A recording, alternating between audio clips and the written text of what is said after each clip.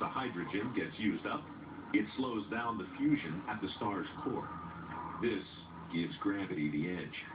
With less fusion pushing outward, gravity crushes the star in on itself. But fusion fights back, heating the star's outer layers. When you heat up a gas, it expands. And so the sun will actually expand up.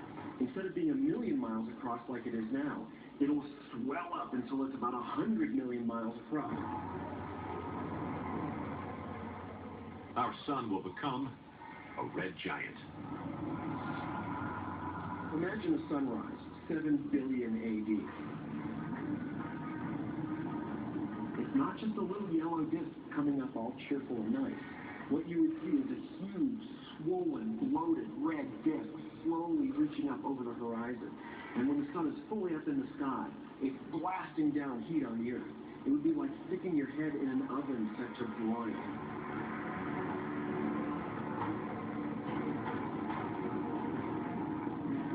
Temperatures here on Earth will reach thousands of degrees. The oceans will boil, the mountains will melt, and we'll have the last nice day on the planet Earth.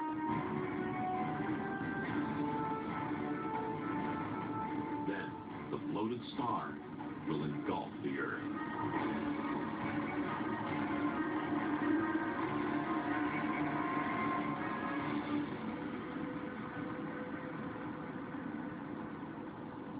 But the giant red star is self-destructing.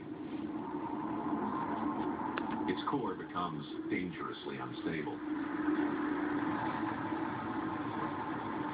With no hydrogen left to fuel it, the star begins burning helium and fusing it into carbon.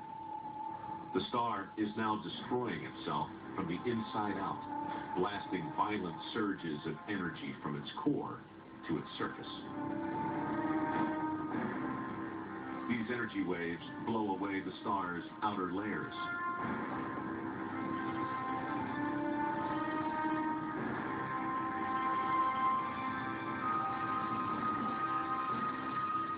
Slowly, it disintegrates.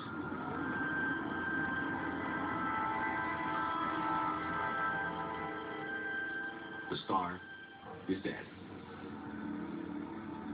All that remains is an intensely hot, dense core. The red giant has become a white dwarf. By the time a star reaches the white dwarf stage, the fusion process has stopped. The engine has finally come to rest. Our sun will end its life as a white dwarf, no larger than the Earth, but 1,000,000 times denser. A white dwarf is a pretty amazing object. It's incredibly dense. If you could take a sugar cube-sized chunk of white dwarf and put it on the surface of the Earth, it would be so dense it would fall right through the ground. At the heart of a white dwarf, astronomers believe there's a giant crystal of pure carbon. A cosmic diamond, thousands of miles across. The idea that the sun will become this sort of cool, dark lump of thinner material is really sad. But that really will be sort of a trillion carat diamond. Think of that, a diamond in the sky.